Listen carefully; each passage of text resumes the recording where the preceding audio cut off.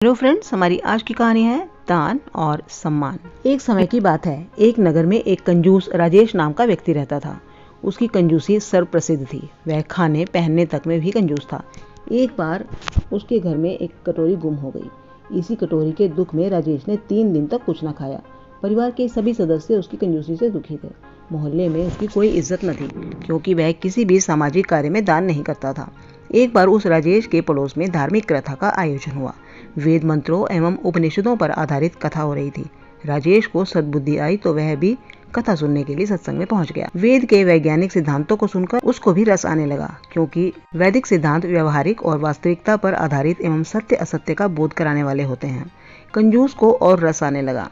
उसकी कोई कदर ना करता, फिर भी वह प्रतिदिन कथा में आने लगा। कथा के समाप्त होते ही वह सबसे पहले शंका पूछता।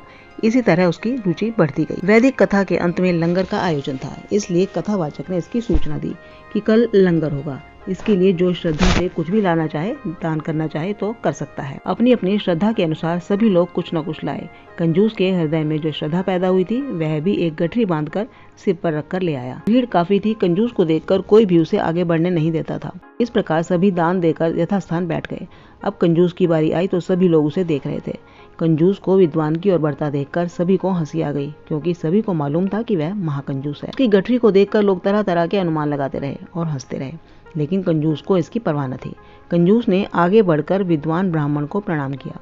जो गठरी अपने साथ लाया था, उसे उसके चरणों में रखकर खोली तो सभी लोगों की आंखें फटी की फटी रह गई।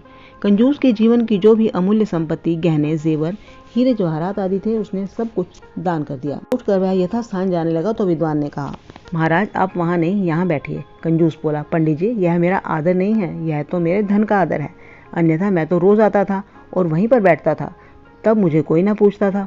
ब्राह्मण बोला, नहीं महाराज, यह आपके धन का आदर नहीं है, बल्कि आपके महान त्याग का आदर है। यह धन तो थोड़ी देर पहले आपके ही पास था, तब इतना आदर सम्मान नहीं था जितना कि अब आपके त्याग में है।